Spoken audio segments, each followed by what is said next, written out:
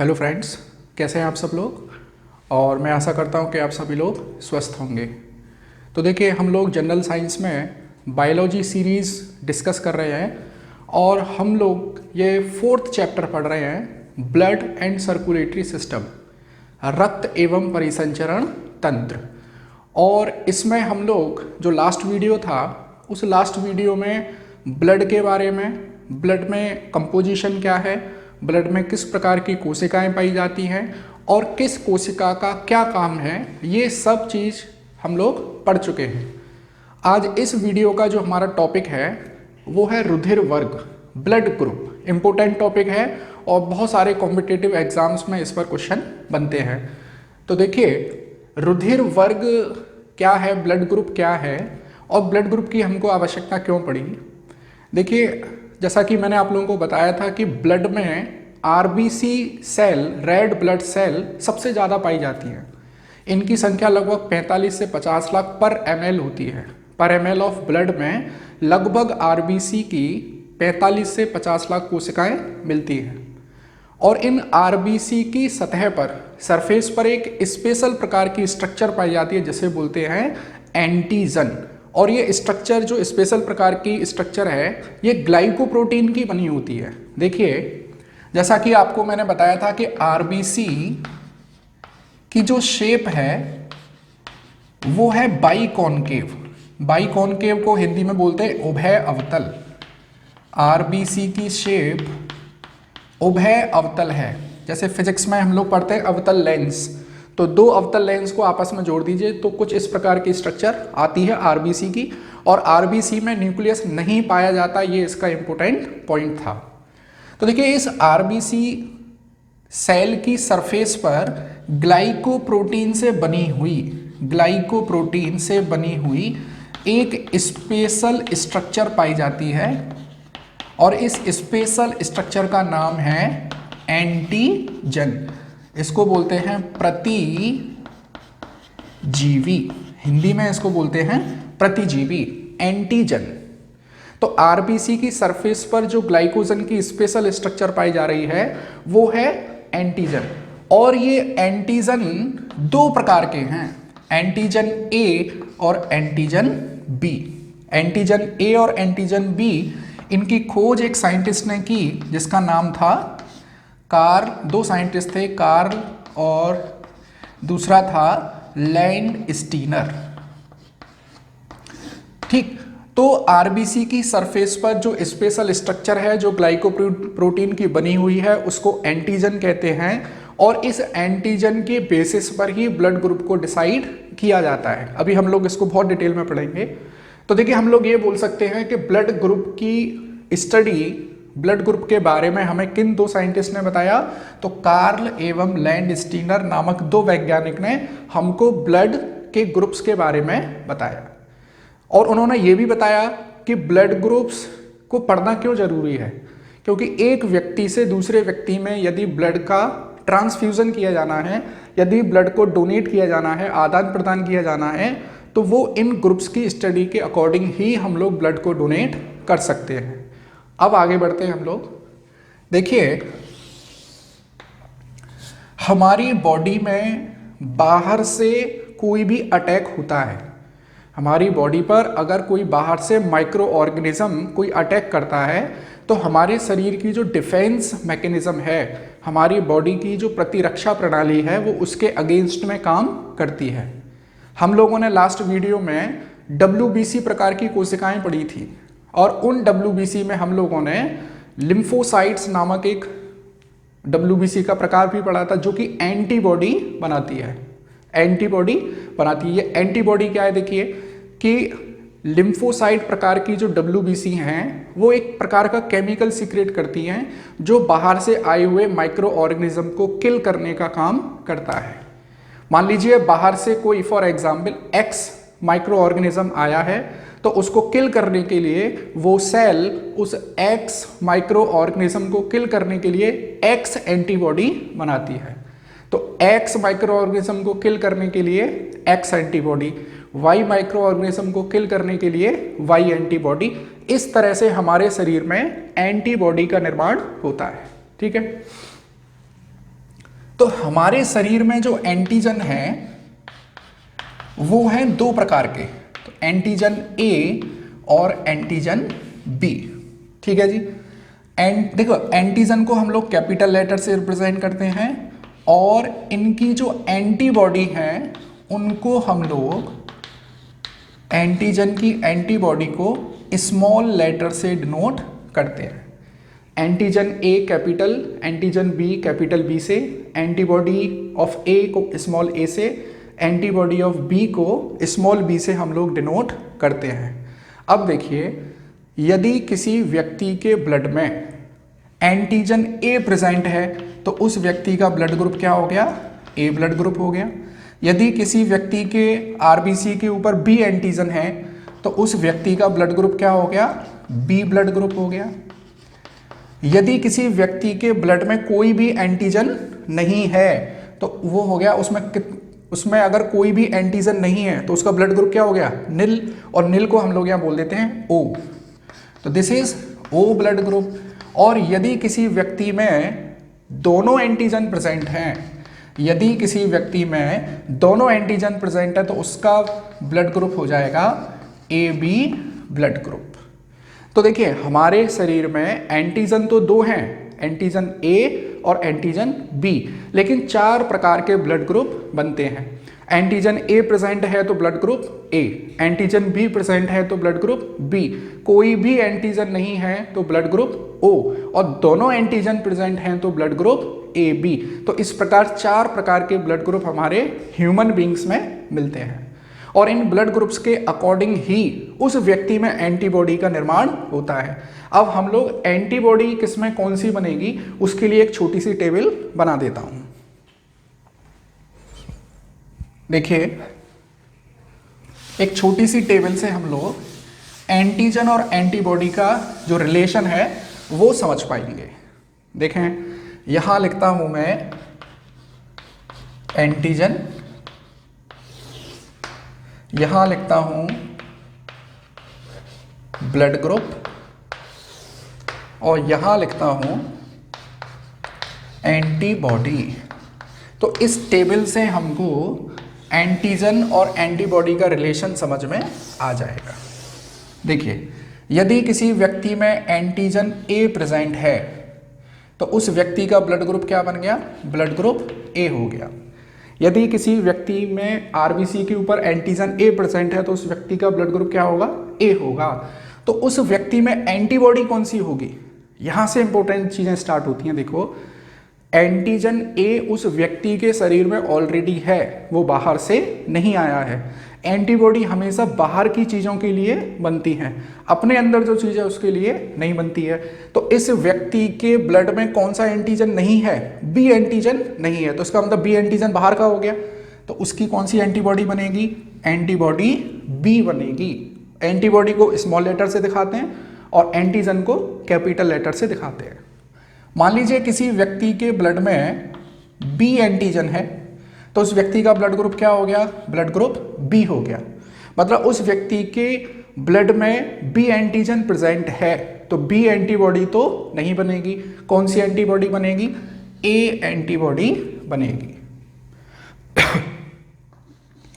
यदि किसी व्यक्ति के ब्लड में दोनों एंटीजन प्रेजेंट है, एंटीजन ए और एंटीजन बी, तो उस व्यक्ति का ब्लड ग्रुप क्या बन गया? उस व्यक्ति का ब्लड ग्रुप ए बी बन गया। अब देखिए ध्यान देने वाली बात है, उस व्यक्ति के ब्लड में दोनों एंटीजन पहले से ही हैं, कोई भी एंटीजन बाहर का नहीं है। इसका मतलब उसके शरीर में कोई भी एंटीबॉडी नहीं होगी। निल एंटीबॉडी, निल एंटीबॉडी, उसके शरीर में कोई भी एंटीबॉडी नहीं है। और मान लीजिए किसी व्यक्ति में कोई भी एंटीजन नहीं है, नो एंटीजन, निल कर देता हूं मैं, कोई भी एंटीजन प्रेजेंट नहीं है, तो उस व्यक्ति का ब्लड ग्रुप क्या हो गया? ब्लड ग्रुप निल, ब्लड ग्रुप ओ बन गया।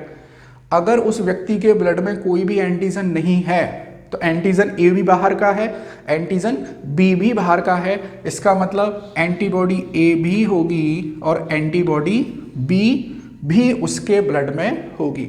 आई होप आप लोगों को इस टेबल से एंटीजन और एंटीबॉडी का रिलेशन तो समझ में आया होगा, नहीं आए तो वीडियो को पॉज करके रिवाइंड करके देख सकते हैं। ठीक है, तो यहाँ से हम लोग एंटीजन और एंटीबॉडी के रिलेशन को समझ सकते हैं और यहीं से हम लोग ब्लड डोनेशन, कौन किस व्यक्ति को ब्लड दे सकता है, इसको भी बहुत अच्छे से समझ सकते हैं। देखिए कैसे समझ सकते हैं। यदि किसी व्यक्ति का ब्लड ग्रुप ए है, इसका मतलब उस व्यक्ति की आरबीसी पर एंटीजन ए प्रेजेंट है और उस व्यक्ति के ब्लड में एंटीबॉडी बी प्रेजेंट है, एंटीबॉडी बी है। एंटीबॉडी बी बाहर से आने वाले एंटीजन बी को किल करेगी, उसको नेग्लेक्ट करेगी, कैंसिल आउट करेगी। इसका मतलब अगर मैं बाहर से ब्लड ग्रुप ए लूं, ब्लड ग्रुप ए, तो कोई परेशानी नहीं होगी, या ब्लड ग्रुप ओ लेता हूं तब भी कोई परेशानी नहीं होगी, क्योंकि ब्लड ग्रुप ओ में भी कोई एंटीजन प्रेजेंट नहीं है। तो हम लोग इस ब्लड डोनेशन की मैकेनिज्म के लिए भी एक छोटी सी टेबल बना लेते हैं। ठीक है, देखिए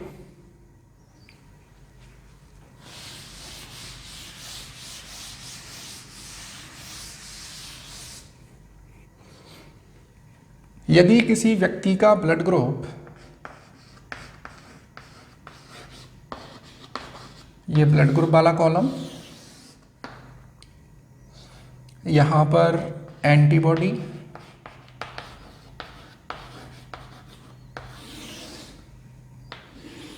और यहां लिख लेते हैं डोनर, मतलब कौन दे सकता है, किस ब्लड ग्रुप का या कौन सा ब्लड ग्रुप इसको दिया जा सकता है, कौन दे सकता है, मतलब डोनर ब्लड कौन सा हो सकता है। तो देखिए पहला ब्लड ग्रुप लिया मैंने, blood group A. Blood group ए में एंटीबॉडी कौन सी मौजूद है, ब्लड ग्रुप ए में एंटीबॉडी बी प्रेजेंट है। तो इस व्यक्ति को कौन सा ब्लड देना चाहिए, किस ब्लड ग्रुप का ब्लड इसको देना चाहिए जिसमें बी एंटीजन प्रेजेंट ना हो। इसका मतलब मैं इसको ए ब्लड ग्रुप दे सकता हूं और ओ ब्लड ग्रुप दे सकता हूं। ठीक है, ऐसे ही यदि किसी व्यक्ति का ब्लड ग्रुप बी है तो उस बी ब्लड ग्रुप वाले व्यक्ति में एंटीबॉडी कौन सी होगी, ए, और मैं उस व्यक्ति को ए एंटीजन वाला ब्लड नहीं दूंगा। तो यहां पर हम लोग इसको ब्लड ग्रुप बी दे सकते हैं और ब्लड ग्रुप ओ दे सकते हैं। ठीक है, यदि उस व्यक्ति के ब्लड ग्रुप जो है वो ए बी है, उस व्यक्ति का ब्लड ग्रुप क्या है, ए बी, तो उसमें कोई भी एंटीबॉडी नहीं पाई जाएगी, एंटीबॉडी क्या है, निल है। तो उस व्यक्ति के शरीर में कोई भी अवरोध नहीं है, कोई सा भी ब्लड आ जाए वो सबको ले लेगा। ब्लड ग्रुप ए ले सकता है, ब्लड ग्रुप बी ले सकता है, ब्लड ग्रुप ओ ले सकता है, ब्लड ग्रुप ए बी ले सकता है। तो देखिए ये जो ब्लड ग्रुप ए बी है, ये blood group A B universal acceptor बन गया, मतलब सार्वत्रिक ग्राही, ये सबसे ब्लड ले सकता है क्योंकि इसके पास कोई भी एंटीबॉडी नहीं है। इस पॉइंट को मैं नोट में लिखवाऊंगा आप लोगों को।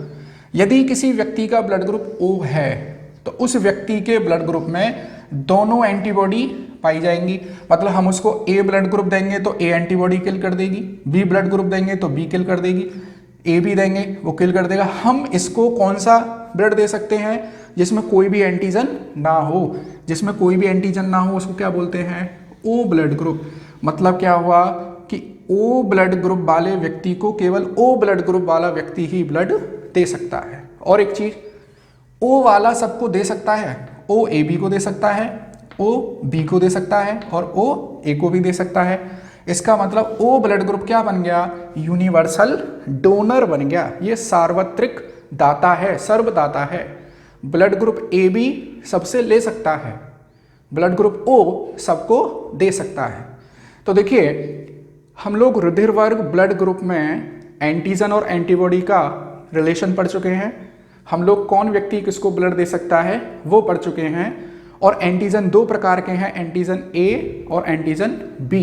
इस बेसिस पर 4 प्रकार के ब्लड ग्रुप हैं, जैसे blood group A, blood group B, blood group A B और ब्लड ग्रुप ओ।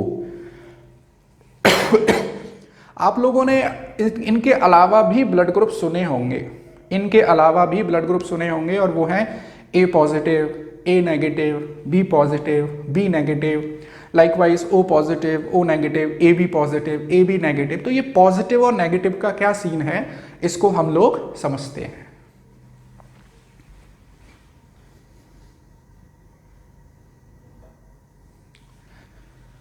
देखिए फ्रेंड्स, हमारे पास तीसरे प्रकार का एंटीजन है, एंटीजन तीसरे प्रकार का है जिसको हम लोग बोलते हैं RH फैक्टर। RH factor. अच्छा, ये जो RH टर्म है ये एक्चुअली में ये जो एंटीजन है ये पाया गया था रीसस मंकी में, रीसस मंकी में, इसीलिए इसको RH से हम लोग डिनोट कर देते हैं और इसको बेसिकली हम लोग RH फैक्टर बोलते हैं। ब्लड में दो एंटीजन थे जो लैंडस्टीनर नामक वैज्ञानिक ने खोजे थे, एंटीजन ए और एंटीजन बी। उन दो एंटीजन से 4 प्रकार के ब्लड ग्रुप बन गए थे। अब तीसरे प्रकार का एंटीजन भी खोजा गया, साइंटिस्ट वही थे लैंडस्टीनर, और इनका सहयोग किया एक और साइंटिस्ट थे वीनर, लैंडस्टीनर और वीनर। तीसरे प्रकार का एंटीजन जो बंदर में खोजा गया, रीसस प्रजाति का बंदर था, तो इसको बोलते हैं RH फैक्टर। आप लोगों की जानकारी के लिए बता दूं, हमारी जितनी भी पॉपुलेशन है पूरे वर्ल्ड में, उसमें ऑलमोस्ट 85% व्यक्तियों में ये RH फैक्टर पाया जाता है और रिमेनिंग जो 15% पॉपुलेशन है उसमें RH फैक्टर नहीं पाया जाता है। अब एक पॉइंट याद रखना, RH फैक्टर व्यक्ति में प्रेजेंट है, RH फैक्टर प्रेजेंट है तो हम लोग उस व्यक्ति के ब्लड ग्रुप के ऊपर पॉजिटिव लगा देते हैं। तो इसका मतलब हम लोग इसको किससे डिनोट करेंगे, पॉजिटिव से। और लगभग 85% ऑफ पॉपुलेशन में ये एंटीजन प्रेजेंट है, ठीक। और RH फैक्टर अगर एब्सेंट है, RH फैक्टर अगर एब्सेंट है, और ये लगभग 15% पॉपुलेशन है वर्ल्ड की, उसमें ये RH फैक्टर प्रेजेंट नहीं है। देखो ये डेटा है, रफ डेटा है, इस पर क्वेश्चन नहीं बनने वाला। और इसको हम लोग नेगेटिव से डिनोट करते हैं। मतलब समझ लीजिए, अब अगर किसी व्यक्ति का ब्लड ग्रुप A पॉजिटिव है तो हम लोग मान के चलेंगे उस व्यक्ति में एंटीजन A प्रेजेंट है और RH फैक्टर भी प्रेजेंट है। अगर किसी व्यक्ति का ब्लड ग्रुप A नेगेटिव है तो उस व्यक्ति में एंटीजन A प्रेजेंट है लेकिन RH फैक्टर प्रेजेंट नहीं है। जब RH फैक्टर प्रेजेंट नहीं होगा उसके ब्लड में तो A नेगेटिव है। ऐसे ही B positive, B negative, O positive, O negative, AB positive, AB negative. तो हर ब्लड ग्रुप के फिर 2-2 ग्रुप निकल आए। तो ओवरऑल कितने ब्लड ग्रुप हो गए, 8 ब्लड ग्रुप हो गए। ब्लड ग्रुप A के 2, A positive, A negative, blood group B के B positive, B negative, blood group O के O पॉजिटिव, O नेगेटिव, और AB के AB पॉजिटिव और AB नेगेटिव। तो इस प्रकार से ओवरऑल हम लोग ब्लड ग्रुप की एक टेबल यहाँ पर बनाते हैं और फिर पता करते हैं कि यूनिवर्सल डोनर कौन सा है और यूनिवर्सल एक्सेप्टर कौन सा है।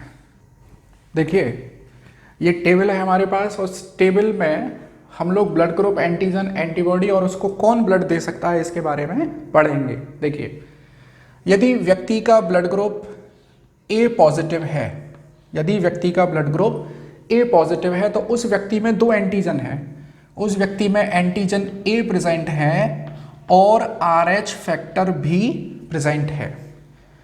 RH फैक्टर प्रेजेंट है मतलब RH भी एक प्रकार का एंटीजन है जिसको हम लोग RH फैक्टर के नाम से जानते हैं। तो उस व्यक्ति में एंटीबॉडी किसकी बनेंगी, जो एंटीजन उसमें प्रेजेंट नहीं होगा। तो एंटीजन कौन सा प्रेजेंट नहीं है, एंटीजन B प्रेजेंट नहीं है, मतलब B बाहर का हो गया। तो उसके बॉडी में एंटीबॉडी कौन सी बनेगी, उसकी बॉडी में एंटीबॉडी B बनेगी। हम इस व्यक्ति को कौन सा ब्लड ग्रुप दे सकते हैं, हम इस व्यक्ति को वो ब्लड ग्रुप दे सकते हैं जिसमें एंटीजन B नहीं आ रहा हो। इसके अलावा हम लोग सब दे देंगे इसको, एंटीजन B नहीं आना चाहिए। तो देखो हम लोग इस व्यक्ति को ब्लड ग्रुप A दे सकते हैं, A+ भी दे सकते हैं, A- दे सकते हैं, O+ दे सकते हैं और O- दे सकते हैं। मतलब एक चीज समझिए आप कि यदि व्यक्ति के ब्लड में A एंटीजन और RH एंटीजन प्रेजेंट है, इसका मतलब इन दोनों की एंटीबॉडी इसके पास नहीं है। बाहर से अगर कोई ब्लड आएगा, मान लीजिए उसके पास एंटीजन ए है, तो यहाँ पर तो एंटीबॉडी ए नहीं है। अब वो ए ब्लड ग्रुप में RH फैक्टर भी प्रेजेंट हो गया तो ए पॉजिटिव हो गया, तो यहाँ पर तो एंटीबॉडी केवल बी की प्रेजेंट है। तो हम लोग एक चीज़ बहुत अच्छे से समझ सकते हैं यहाँ पर कि ब्लड ग्रुप लेना कौन सा है ये एंटीबॉडी डिसाइड करती है। ब्लड ग्रुप लेना कौन सा है ये एंटीबॉडी डिसाइड करती है, और ब्लड ग्रुप देंगे किसको ये उसका एंटीजन डिसाइड करता है। थोड़ी सी कॉम्प्लिकेटेड बात है, हम लोग नोट में लास्ट में लिखवाएंगे। तो देखिए इस व्यक्ति को ब्लड दे सकता है A plus, A positive, A negative, O positive, O negative. यहाँ पे इस व्यक्ति को ब्लड ग्रुप बी और ए बी वाले नहीं दे सकते हैं क्योंकि उनमें एंटीजन भी प्रेजेंट होगा। ऐसे मान लीजिए इस व्यक्ति का ब्लड ग्रुप ए नेगेटिव है, तो इस व्यक्ति के ब्लड में एंटीजन ए तो प्रेजेंट है लेकिन RH प्रेजेंट नहीं है, RH प्रेजेंट नहीं है। मैं RH पर ऐसे सर्किल कर देता हूं और काट देता हूं, RH प्रेजेंट नहीं है। इसका मतलब इसके शरीर में एंटीबॉडी भी तो बनेगी, साथ में एंटीबॉडी ऑफ RH भी तो बनेगी।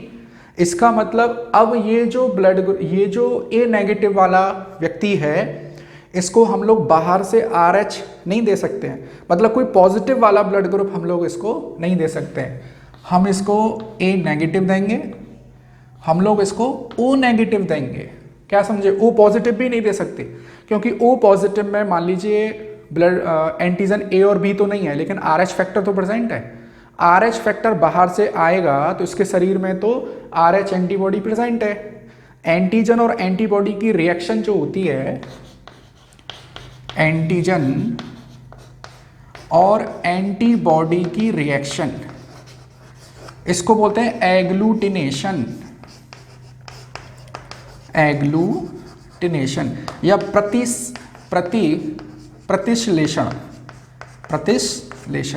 या इसको बोलते हैं क्लम्पिंग। मतलब ब्लड जो है वहीं पर फट जाएगा। ऐसे समझ लीजिए कि अगर हमने व्यक्ति को ब्लड ग्रुप बिना उसके अगर हमने किसी व्यक्ति को ब्लड बिना उसके ब्लड ग्रुप की जानकारी के दे दिया तो एंटीजन और एंटीबॉडी आपस में रिएक्शन करेंगे, ब्लड की क्लम्पिंग हो जाएगी, ब्लड फट जाएगा। ऐसे समझ लीजिए, सीधी सी बात है ये। तो देखिए अब हम लोग ऐसे ही आते हैं बी पॉजिटिव, ऐसे ही आएंगे बी नेगेटिव, फिर हम लोग आएंगे ए बी पॉजिटिव, फिर हम लोग आएंगे ए बी नेगेटिव, फिर ओ पॉजिटिव और फिर आएंगे हम लोग ओ नेगेटिव में। तो इस तरह से ये वाली पूरी टेबल हम लोग कंप्लीट कर सकते हैं। तो मैं अब जो मेरे लिए इंपॉर्टेंट है वो ए बी पॉजिटिव और ओ नेगेटिव है, इसको बताता हूं मैं। देखिए ए बी पॉजिटिव में एंटीजन ए प्रेजेंट है, एंटीजन बी प्रेजेंट है और RH फैक्टर भी प्रेजेंट है। उस व्यक्ति में कोई भी एंटीबॉडी नहीं है, तो हम इस व्यक्ति को कोई भी ब्लड आंख बंद करके दे सकते हैं क्योंकि इसके पास कोई भी एंटीबॉडी नहीं है। एंटीबॉडी एक्चुअली में ब्लड के लेने को चेक करती है।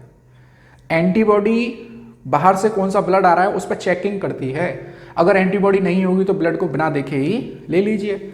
तो यहाँ पर हम लोग इसको कोई भी ब्लड दे सकते हैं, A plus, A minus, B plus, B minus, O plus, O minus, A B plus, A B minus, कोई भी ब्लड इसको दे सकते हैं।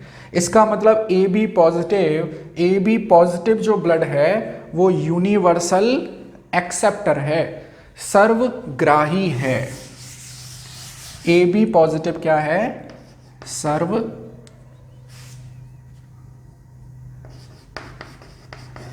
सर्वग्राही ब्लड ग्रुप, यूनिवर्सल एक्सेप्टर। अब आ जाइए ओ नेगेटिव पर। इस व्यक्ति में एंटीजन कोई भी प्रेजेंट नहीं है, ना तो एंटीजन ए है, ना एंटीजन बी है और ना ही RH फैक्टर है। तो एंटीबॉडी तो सारी मिलेंगी, ए मिलेगी, बी मिलेगी और RH मिलेगी। समझ रहे? तो हम लोग इस व्यक्ति को ब्लड देंगे तो बड़े सोच समझ के देंगे, क्योंकि मैं इसको ए वाला नहीं दे सकता क्योंकि एंटीबॉडी ए है, बी वाला नहीं दे सकता हूँ मैं इसको प्लस वाला कोई ब्लड ग्रुप नहीं दे सकता हूँ। तो ओवर सीधी सी बात है कि हम लोग इसको केवल ओ नेगेटिव ही दे सकते हैं। ओ नेगेटिव ब्लड ग्रुप को केवल ओ नेगेटिव ही दिया जा सकता है और ए बी पॉजिटिव को किसी भी प्रकार का ब्लड दिया जा सकता है। तो ओ नेगेटिव सबको दिया जा सकता है क्योंकि इसके पास कोई भी एंटीजन नहीं है। तो ये है यूनिवर्सल डोनर। अब देखिए इस टेबल में से आपके लिए जो क्वेश्चन बनते हैं, 4 क्वेश्चन बनते हैं, वो 4 क्वेश्चन आप लोग पढ़ लेंगे, टेबल की घर पर प्रैक्टिस कर लेंगे, तो ये ब्लड ट्रांसफ्यूजन, ब्लड डोनेशन वाले टॉपिक को आप लोग बहुत अच्छे से समझ सकते हैं। देखिए 4 क्वेश्चन क्या है कि कौन सा ब्लड ग्रुप सर्वग्राही है, तो ए बी पॉजिटिव सर्वग्राही है। अच्छा, इसका कारण क्या हो सकता है? A B positive blood group वाला व्यक्ति किसी से भी ब्लड ले सकता है। इसका कारण है एब्सेंस ऑफ एंटीबॉडी। बहुत इंपॉर्टेंट क्वेश्चन यहां बनेगा, इंपॉर्टेंट। पहला, A B positive universal donor है, क्यों? Absence of antibody. यहां लिख देता हूं, absence of antibody, absence of antibody. अच्छा, ओ नेगेटिव यूनिवर्सल डोनर है। आपसे देखो एक क्वेश्चन बन गया कि सर्वदाता सर्वग्राही ब्लड ग्रुप कौन सा है, यूनिवर्सल एक्सेप्टर कौन सा है, पूछ लिया जाएगा क्यों है ए बी पॉजिटिव सर्वग्राही ब्लड ग्रुप, क्यों है? Absence of antibody. इस तरह से याद रखना, ए बी और एब्सेंस, ए बी एब्सेंस और एंटीबॉडी में भी ए बी आता है। तो A B positive blood group universal acceptor है, क्यों? Absence of antibody. O negative blood group is the universal donor, ये यूनिवर्सल डोनर है, सर्वदाता है, क्यों? आप लोग देख सकते हैं कोई भी एंटीजन नहीं है। O negative is the universal donor due to absence of all types of antigen, किसी भी प्रकार का एंटीजन इसमें नहीं है। तो देखिए इस पॉइंट को बड़े अच्छे से लिखेंगे आप लोग। सेकेंड इंपॉर्टेंट पॉइंट हो गया, ओ नेगेटिव यूनिवर्सल डोनर है, यूनिवर्सल डोनर, क्यों? Absence of antigen. देखिए इंग्लिश से ना घबराएं आप लोग, साइंस की इंग्लिश है और बड़ी सिंपल सी इंग्लिश है। इंग्लिश मीडियम हिंदी मीडियम दोनों के लिए बाइलिंगुअल वीडियो है ये। तो देखिए इस टेबल से आप लोग ये 4 क्वेश्चन को बहुत आसानी से कर सकते हैं और यही इंपॉर्टेंट क्वेश्चन इसमें बनते हैं। तो हम लोगों ने ब्लड ग्रुप के टाइप्स, ब्लड ग्रुप में हम लोग कौन व्यक्ति किसको ब्लड दे सकता है, इसके बारे में पढ़ा है। अभी हम लोग यहाँ पढ़ेंगे कि ब्लड ग्रुप का निर्धारण कैसे किया जाता है। इस पर क्वेश्चंस बनते हैं, जो रेलवेज वगैरह के एग्जाम हैं वहाँ पर इस पर क्वेश्चन आते हैं कि यदि माता का ब्लड ग्रुप ये है, पिता का ये है, तो बताइए बच्चे का कौन सा नहीं होगा। उस तरह के क्वेश्चन आप लोगों के यहाँ बनते हैं। तो हमारा नेक्स्ट टॉपिक वही है, रुधिर वर्ग का निर्धारण। देखिए हमारे पास टॉपिक है रुधिर वर्ग का निर्धारण, डिटर्मिनेशन ऑफ ब्लड ग्रुप। तो देखिए यहाँ पर थोड़ा सा बेसिक में आप लोगों का क्लियर करता हूँ कि ह्यूमंस में, मानव में ये जो गुण हैं वो एक पीढ़ी से दूसरी पीढ़ी में जाते हैं। They transmitted from one generation to another generation. एक पीढ़ी से दूसरी पीढ़ी में गुण जाते हैं। जैसे हम बोलते हैं कि ये जो बेटा है अपने पिता से मिलता है या अपने बाबा से इसकी शक्ल मिलती है।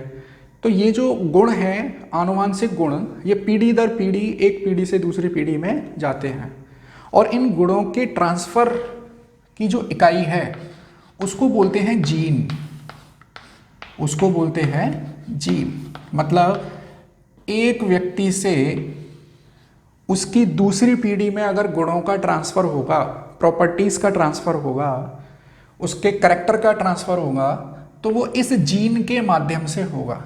अब ये जीन क्या है थोड़ा सा बेसिक क्लियर करता हूँ।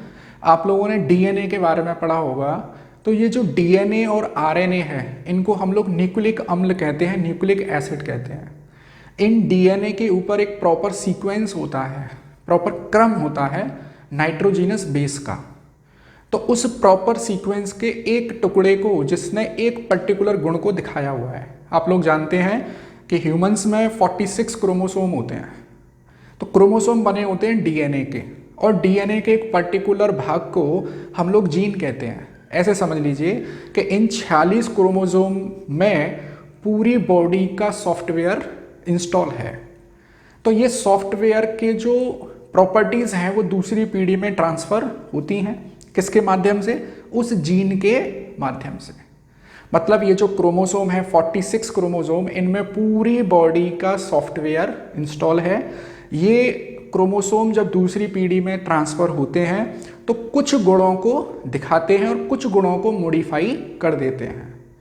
कुछ गुणों को मॉडिफाई कर देते हैं क्योंकि जो उस व्यक्ति में जो उसकी जो मदर है या उस व्यक्ति की जो वाइफ है उसने उसके साथ में क्रॉस किया है, तो कुछ गुण जो है वो मॉडिफाई हो जाते हैं।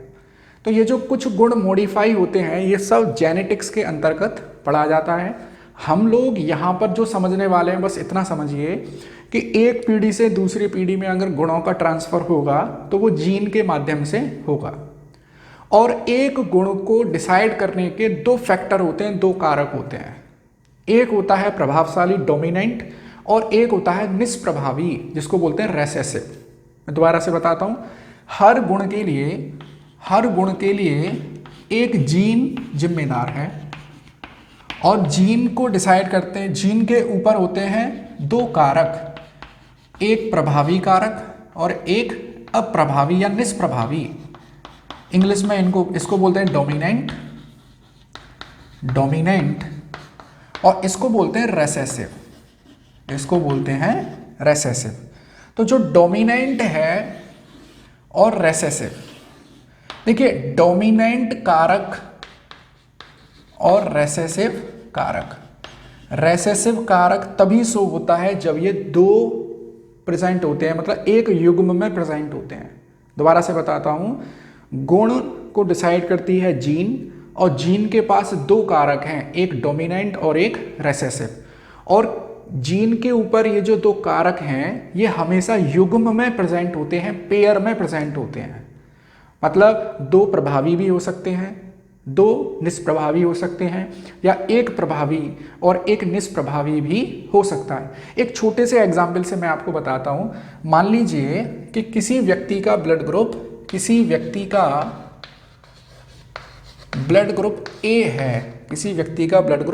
ए है। हम लोग यहाँ पर जीन को इस तरह से आई से मैं दिखा देता हूँ। तो मान लीजिए इसके ऊपर जो गुण है वो ए वाला है, तो दूसरा भी ए वाला हो सकता है, या एक ए है तो दूसरा निष्प्रभावी या ओ वाला हो सकता है। मतलब किसी व्यक्ति का ब्लड ग्रुप ए है तो इसमें ये दो पेयर प्रेजेंट हो सकते हैं। मतलब उस व्यक्ति के पास कोई भी गुण अगर डिसाइड होगा तो उसमें जीन होगी, जीन के दो फैक्टर होंगे, डोमिनेंट और रेसेसिव। दोनों डोमिनेंट हो सकते हैं, दोनों रेसेसिव हो सकते हैं। अगर मान लीजिए यहीं पर दोनों रेसेसिव वाले प्रेजेंट हो जाते तो इस व्यक्ति का ब्लड ग्रुप क्या हो जाता? ओ हो जाता। रेसेसिव वाला, निष्प्रभावी वाला गुण तभी शो होता है जब वो दोनों युग्म में निष्प्रभावी प्रेजेंट होते हैं। तो देखिए ये आनुवंशिक विज्ञान जेनेटिक्स का टॉपिक है, थोड़ा सा कॉम्प्लिकेटेड आपको लग रहा होगा, लेकिन जब हम लोग एक टेबल यहाँ पर बनाएंगे, आप लोगों के यहाँ पर बहुत डिटेल में नहीं आने वाला है, आप लोग एक टेबल पढ़ोगे, उस टेबल से अपने लेवल के क्वेश्चन को आसानी से कर पाओगे। तो देखिए मैं यहाँ सीधे टेबल पर आता हूँ।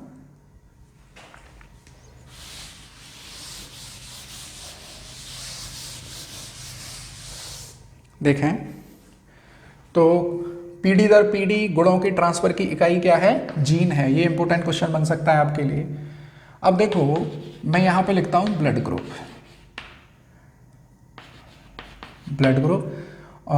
यहाँ पे फादर और यहाँ पे ब्लड ग्रुप इसका मदर।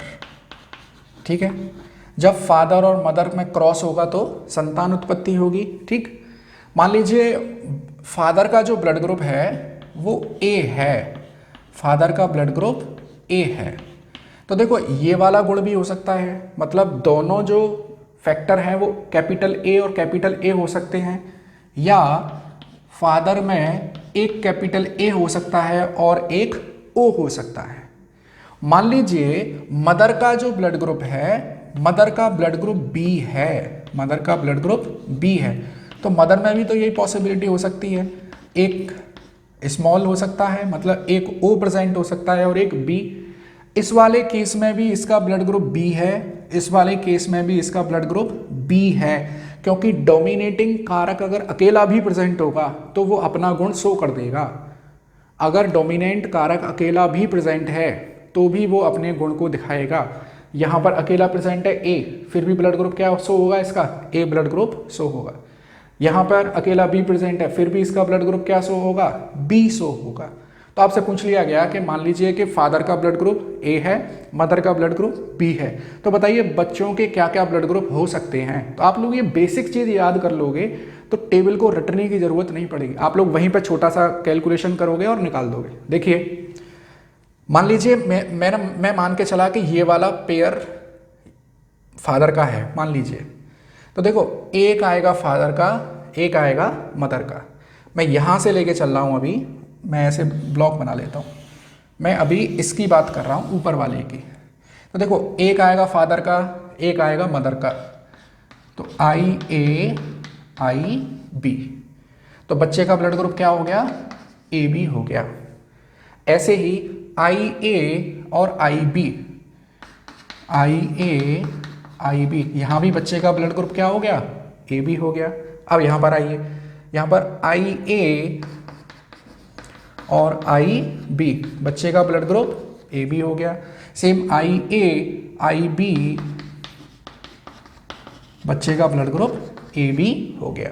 तो इसका मतलब अगर हम लोग ऊपर वाला पेयर सेलेक्ट करते हैं तो सभी बच्चों का ब्लड ग्रुप क्या आ रहा है, ए बी ब्लड ग्रुप आ रहा है। लेकिन नीचे वाला पेयर भी तो हो सकता है, नीचे वाले पेयर की भी तो पॉसिबिलिटी है।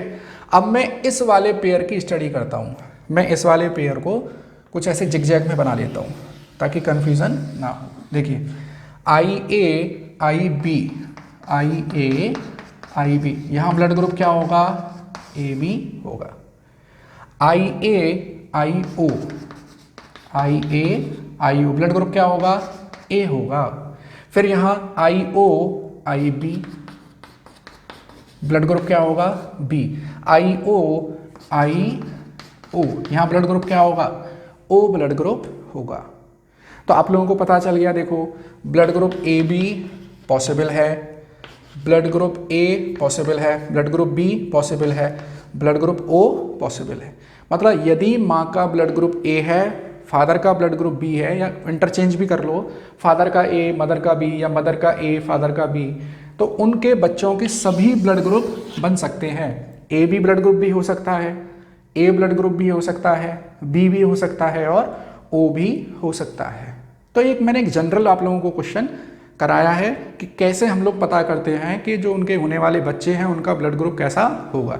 मान लीजिए मैं एक क्वेश्चन और कराता हूँ आपको, जिससे आपको क्लियर हो जाएगा।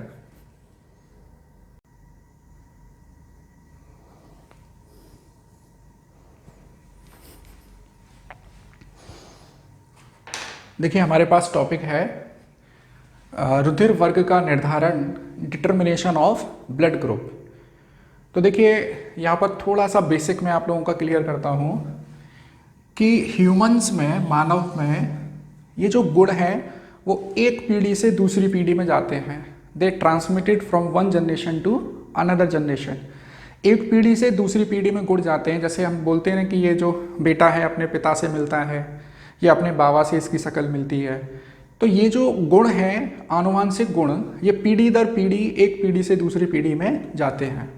और इन गुणों के ट्रांसफ़र की जो इकाई है उसको बोलते हैं जीन, उसको बोलते हैं जीन। मतलब एक व्यक्ति से उसकी दूसरी पीढ़ी में अगर गुणों का ट्रांसफ़र होगा, प्रॉपर्टीज़ का ट्रांसफ़र होगा, उसके करैक्टर का ट्रांसफ़र होगा, तो वो इस जीन के माध्यम से होगा। अब ये जीन क्या है, थोड़ा सा बेसिक क्लियर करता हूँ। आप लोगों ने डीएनए के बारे में पढ़ा होगा, तो ये जो डीएनए और आरएनए है इनको हम लोग न्यूक्लिक अम्ल कहते हैं, न्यूक्लिक एसिड कहते हैं। इन डीएनए के ऊपर एक प्रॉपर सीक्वेंस होता है, प्रॉपर क्रम होता है नाइट्रोजिनस बेस का। तो उस प्रॉपर सीक्वेंस के एक टुकड़े को जिसने एक पर्टिकुलर गुण को दिखाया हुआ है, आप लोग जानते हैं कि ह्यूमंस में 46 क्रोमोसोम होते हैं। तो क्रोमोसोम बने होते हैं डीएनए के, और डीएनए के एक पर्टिकुलर भाग को हम लोग जीन कहते हैं। ऐसे समझ लीजिए कि इन 46 क्रोमोसोम में पूरी बॉडी का सॉफ्टवेयर इंस्टॉल है। तो ये सॉफ्टवेयर के जो प्रॉपर्टीज़ हैं वो दूसरी पीढ़ी में ट्रांसफ़र होती हैं। किसके माध्यम से? उस जीन के माध्यम से। मतलब ये जो क्रोमोसोम है 46 क्रोमोसोम, इनमें पूरी बॉडी का सॉफ्टवेयर इंस्टॉल है। ये क्रोमोसोम जब दूसरी पीढ़ी में ट्रांसफ़र होते हैं तो कुछ गुणों को दिखाते हैं और कुछ गुणों को मॉडिफाई कर देते हैं। कुछ गुणों को मॉडिफाई कर देते हैं क्योंकि जो उस व्यक्ति में जो उसकी जो मदर है या उस व्यक्ति की जो वाइफ है उसने उसके साथ में क्रॉस किया है, तो कुछ गुण जो है वो मॉडिफाई हो जाते हैं। तो ये जो कुछ गुण मॉडिफाई होते हैं ये सब जेनेटिक्स के अंतर्गत पढ़ा जाता है। हम लोग यहाँ पर जो समझने वाले हैं बस इतना समझिए कि एक पीढ़ी से दूसरी पीढ़ी में अगर गुणों का ट्रांसफ़र होगा तो वो जीन के माध्यम से होगा। और एक गुण को डिसाइड करने के दो फैक्टर होते हैं, दो कारक होते हैं। एक होता है प्रभावशाली डोमिनेंट और एक होता है निष्प्रभावी, जिसको बोलते हैं रेसेसिव। मैं दोबारा से बताता हूँ, हर गुण के लिए एक जीन जिम्मेदार है और जीन को डिसाइड करते हैं। जीन के ऊपर होते हैं दो कारक, एक प्रभावी कारक और एक अप्रभावी या निष्प्रभावी। इंग्लिश में इसको बोलते हैं डोमिनेंट और इसको बोलते हैं रेसेसिव।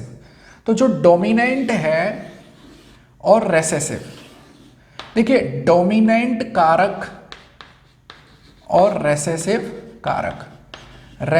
कारक तभी शो होता है जब ये दो प्रेजेंट होते हैं, मतलब एक युग्म में प्रेजेंट होते हैं।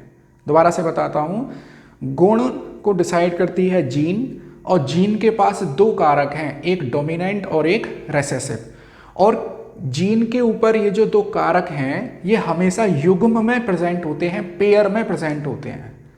मतलब दो प्रभावी भी हो सकते हैं, दो निष्प्रभावी हो सकते हैं, या एक प्रभावी और एक निष्प्रभावी भी हो सकता है। एक छोटे से एग्जाम्पल से मैं आपको बताता हूं। मान लीजिए कि किसी व्यक्ति का ब्लड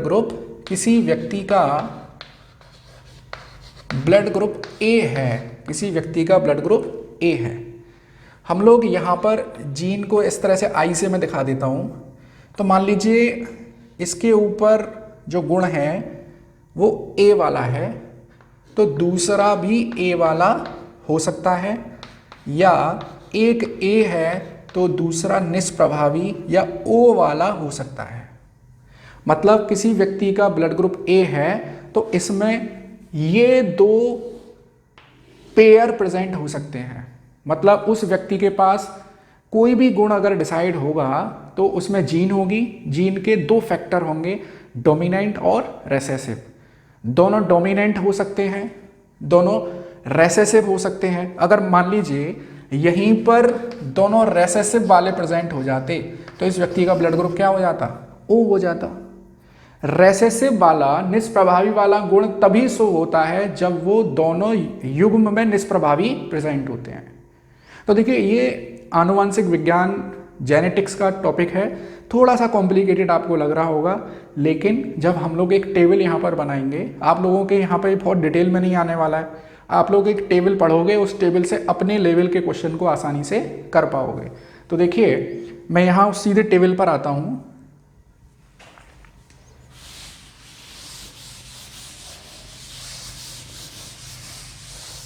देखें तो पीढ़ी दर पीढ़ी गुणों के ट्रांसफर की इकाई क्या है? जीन है। ये इंपॉर्टेंट क्वेश्चन बन सकता है आपके लिए।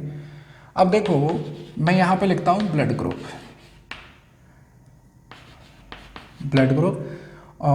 यहाँ पे फादर और यहाँ पे ब्लड ग्रुप इसका मदर। ठीक है। जब फादर और मदर में क्रॉस होगा तो संतान उत्पत्ति होगी। ठीक, मान लीजिए फादर का जो ब्लड ग्रुप है वो ए है, फादर का ब्लड ग्रुप ए है, तो देखो ये वाला गुण भी हो सकता है, मतलब दोनों जो फैक्टर हैं वो कैपिटल ए और कैपिटल ए हो सकते हैं, या फादर में एक कैपिटल ए हो सकता है और एक ओ हो सकता है। मान लीजिए मदर का जो ब्लड ग्रुप है, मदर का ब्लड ग्रुप बी है, मदर का ब्लड ग्रुप बी है, तो मदर में भी तो यही पॉसिबिलिटी हो सकती है, एक स्मॉल हो सकता है, मतलब एक ओ प्रेजेंट हो सकता है और एक बी।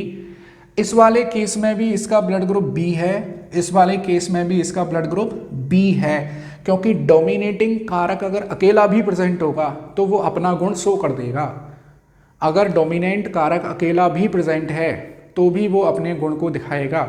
यहाँ पर अकेला प्रेजेंट है ए, फिर भी ब्लड ग्रुप क्या शो होगा, इसका ए ब्लड ग्रुप शो होगा। यहाँ पर अकेला बी प्रेजेंट है, फिर भी इसका ब्लड ग्रुप क्या शो होगा, बी शो होगा। तो आपसे पूछ लिया गया कि मान लीजिए कि फादर का ब्लड ग्रुप ए है, मदर का ब्लड ग्रुप बी है, तो बताइए बच्चों के क्या क्या ब्लड ग्रुप हो सकते हैं। तो आप लोग ये बेसिक चीज़ याद कर लोगे तो टेबल को रटने की ज़रूरत नहीं पड़ेगी, आप लोग वहीं पर छोटा सा कैलकुलेशन करोगे और निकाल दोगे। देखिए मान लीजिए मैं मान के चला कि ये वाला पेयर फादर का है मान लीजिए, तो देखो एक आएगा फादर का, एक आएगा मदर का। मैं यहाँ से लेके चल रहा हूँ, अभी मैं ऐसे ब्लॉक बना लेता हूँ, मैं अभी इसकी बात कर रहा हूँ ऊपर वाले की।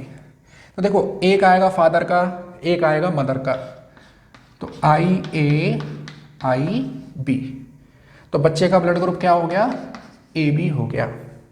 ऐसे ही आई ए और I B, I A I B, यहाँ भी बच्चे का ब्लड ग्रुप क्या हो गया, ए बी हो गया। अब यहाँ पर आइए, यहाँ पर आई ए और आई बी, बच्चे का ब्लड ग्रुप ए बी हो गया। Same I A I B, बच्चे का ब्लड ग्रुप ए बी हो गया। तो इसका मतलब अगर हम लोग ऊपर वाला पेयर सेलेक्ट करते हैं तो सभी बच्चों का ब्लड ग्रुप क्या आ रहा है, ए बी ब्लड ग्रुप आ रहा है। लेकिन नीचे वाला पेयर भी तो हो सकता है, नीचे वाले पेयर की भी तो पॉसिबिलिटी है। अब मैं इस वाले पेयर की स्टडी करता हूँ, मैं इस वाले पेयर को कुछ ऐसे जिगजैग में बना लेता हूँ ताकि कंफ्यूजन ना हो। देखिए I A I B, I A I B, यहाँ ब्लड ग्रुप क्या होगा, ए बी होगा। आई A I O, I A I O, blood group क्या होगा, ए होगा। फिर यहाँ आई ओ आई बी, ब्लड ग्रुप क्या होगा, बी। आई ओ आई ओ, यहाँ ब्लड ग्रुप क्या होगा, ओ ब्लड ग्रुप होगा। तो आप लोगों को पता चल गया, देखो blood group A be possible है, ब्लड ग्रुप ए पॉसिबल है, ब्लड ग्रुप बी पॉसिबल है, ब्लड ग्रुप ओ पॉसिबल है। मतलब यदि माँ का ब्लड ग्रुप ए है, फादर का ब्लड ग्रुप बी है, या इंटरचेंज भी कर लो, फादर का ए मदर का बी या मदर का ए फादर का बी, तो उनके बच्चों के सभी ब्लड ग्रुप बन सकते हैं। ए बी ब्लड ग्रुप भी हो सकता है, ए ब्लड ग्रुप भी हो सकता है, बी भी हो सकता है और ओ भी हो सकता है। तो एक मैंने एक जनरल आप लोगों को क्वेश्चन कराया है कि कैसे हम लोग पता करते हैं कि जो उनके होने वाले बच्चे हैं उनका ब्लड ग्रुप कैसा होगा। मान लीजिए मैं एक क्वेश्चन और कराता हूँ, आप हम लोग एक एग्जाम्पल और लिखते हैं यहाँ पर, जिससे डिटर्मिनेशन ऑफ ब्लड ग्रुप के टॉपिक को हम लोग एकदम अच्छे से समझ लेंगे। मान लीजिए फादर का ब्लड ग्रुप ए बी है, फादर का ब्लड ग्रुप ए बी, और मदर का ब्लड ग्रुप बी है। तो मैं इन ब्लड ग्रुप को ऐसे लिख सकता हूँ, देखो ब्लड ग्रुप ए बी को ऐसे लिखूंगा और ब्लड ग्रुप बी को या तो मैं ऐसे लिख सकता हूँ या मैं ब्लड ग्रुप बी को ऐसे लिख सकता हूँ। ठीक है, दोनों पॉसिबिलिटी है। ब्लड ग्रुप बी को हम लोग ऐसे लिखेंगे, ये भी पॉसिबिलिटी है, यहाँ भी ब्लड ग्रुप बी होगा और यहाँ भी ब्लड ग्रुप बी भी होगा। तो देखिए हम लोग देखते हैं कि इनके जो ऑफ स्प्रिंग्स हैं, इनके जो संतानें हैं, उनका ब्लड ग्रुप क्या क्या होगा। तो देखिए आई ए फादर का एक लिया, मदर, मैं अभी ऊपर वाले केस की बात कर रहा हूँ यहाँ, इसकी फादर का आई ए है, मदर का आई पी, तो ब्लड ग्रुप क्या हो गया, ब्लड ग्रुप ए बी हो गया। ऐसे ही आई ए आई बी दोबारा से ब्लड ग्रुप ये पॉसिबिलिटी है बच्चों की कि इस बच्चे के ब्लड ग्रुप क्या क्या बन सकते हैं। तो देखिए आई ए और I B blood group A B, I B sorry I A I B blood group A B, I A I B blood group A B. अब आते हैं हम लोग इस पर। देखो ब्लड ग्रुप आई बी और blood group I B, blood group क्या बन गया बी, आई बी दोबारा से ब्लड ग्रुप बी बन गया। और मान लीजिए नीचे वाला पेयर हो तो देखो I A I B blood group A B, I A I O blood group क्या बन गया ए बन गया। ऐसे ही आई बी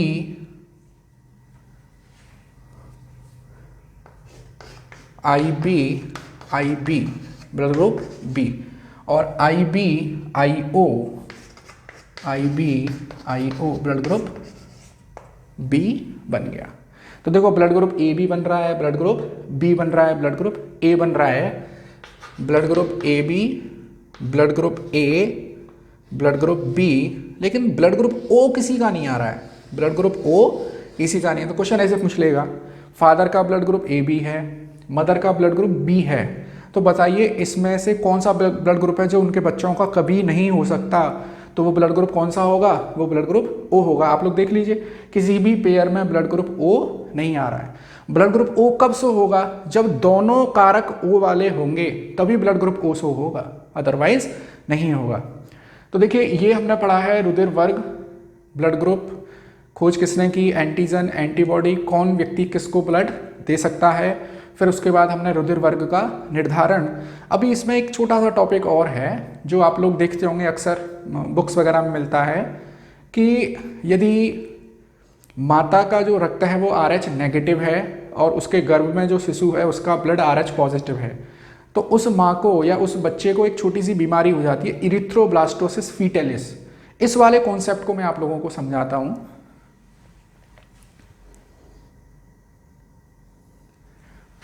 देखिए टॉपिक है इरिथ्रोब्लास्टोसिस फीटेलिस, बीमारी है। तो सबसे पहले तो ये इंपॉर्टेंट क्वेश्चन बनता है, आपको बीमारी लिख दी जाएगी, बताइए ये किस प्रकार की बीमारी है। तो ये रक्त से संबंधित बीमारी है, ब्लड से रिलेटेड बीमारी है, ब्लड रिलेटेड रक्त संबंधी बीमारी है। कैसे होती है आप समझिए। मान लीजिए ये है माता और इसके गर्भ में है शिशु। मैं डायग्रामेटिक इसीलिए बता रहा हूँ क्योंकि आप में से बहुत सारे जो फ्रेंड्स हैं मेरे वो बायोलॉजी बैकग्राउंड से नहीं हैं, तो उन लोगों को तो केवल अपने एग्ज़ाम को क्रैक करने के लिए बायोलॉजी पढ़नी है। तो हम लोग इसको इस तरीके से मैं समझाने का प्रयास कर रहा हूँ कि आप लोगों की समझ में थोड़ा बहुत आ जाए, जिससे कि आप लोग अपने क्वेश्चंस को कर सकें। डिटेल ऑफ बायोलॉजी हम लोग यहाँ पर नहीं पढ़ रहे हैं। देखिए हम लोग जानते हैं माता और शिशु के बीच में जो संबंध है वो अवनाल से होता है, जिसको बोलते हैं ना गांव में नार से शिशु जो है वो अपनी माता के गर्भ से जुड़ा है और माता के रक्त से जुड़ा हुआ है। मान लीजिए माता का जो रक्त है वो RH नेगेटिव है और शिशु का जो रक्त है वो RH पॉजिटिव है। क्यों बन गया होगा इसका रक्त RH पॉजिटिव? जरूर इसका जो पिता है उसके पास पॉजिटिव होगा, उसके पास RH फैक्टर मौजूद रहा होगा, तभी तो शिशु जो है वो RH पॉजिटिव आ रहा है, क्योंकि माता तो RH नेगेटिव है। ठीक, तो माता का RH नेगेटिव है, मतलब RH एंटीजन प्रेजेंट नहीं है, तो माता के रक्त में एंटीबॉडी कौन सी होगी? RH एंटीबॉडी मौजूद होगी। ठीक है, तो शिशु का रक्त RH पॉजिटिव है, तो इस शिशु की डिलीवरी हो गई, प्रसव क्रिया हो गई। तो जब प्रसव क्रिया होती है तो वो नार काटा जाता है, तो वो शिशु का जो रक्त है वो माता के रक्त से समवॉट मिल गया। तो जैसे ही शिशु का रक्त माता के रक्त से मिलेगा तो माता के रक्त में भाई RH एंटीबॉडी प्रेजेंट है, तो RH एंटीबॉडी प्रेजेंट है इसके रक्त में, तो ये वाला शिशु को तो कोई प्रॉब्लम नहीं हुई, इस वाले शिशु को कोई भी प्रॉब्लम नहीं हुई। तो दूसरा शिशु जो आएगा और मान लीजिए वो भी RH पॉजिटिव है, प्रथम शिशु को कोई समस्या नहीं हुई, जो दूसरा शिशु आएगा और उसका रक्त भी RH पॉजिटिव है, तो इस माता की जो एंटीबॉडी हैं वो इस शिशु के रक्त में मिलेंगी और इसके RH फैक्टर को कैंसिल आउट करने का काम करेंगी। तो इस शिशु में रक्त की कमी हो जाएगी, इसको अरक्तता हो जाएगी। दूसरे शिशु को, प्रथम शिशु को नहीं, दूसरे शिशु को अरक्तता हो जाएगी और मे बी पॉसिबल कि उसकी डेथ भी हो जाए। तो इस प्रकार की स्त्रियों को, इस प्रकार की माताओं को डॉक्टर पहले से ही कुछ इंजेक्शन लगा देते हैं जो इनकी एंटीबॉडी को निष्क्रिय करने का ट्रीटमेंट कर देते हैं, ताकि जो दूसरी होने वाली संतान है उसको कोई समस्या ना हो। तो मैंने बहुत ही सिंपल तरीके से आप लोगों को बताने का प्रयास किया है इरिथ्रोब्लास्टोसिस फीटलिस। आप इस पर क्वेश्चन ये बनेगा कि किससे रिलेटेड बीमारी है, तो रक्त से संबंधित बीमारी है। और अगर समझना है तो मैंने जो कुछ बोला है आप उस वीडियो को पॉज करके रिवाइंड करके दोबारा से पढ़ लेंगे, तो ये चीज़ें आप लोगों के समझ में आ जाएंगी। तो आज की वीडियो क्लास में इतना ही था और आई होप आप लोग सब वीडियो को सीक्वेंस में पढ़ रहे होंगे और अच्छे से नोट्स भी बना रहे होंगे। Thank you.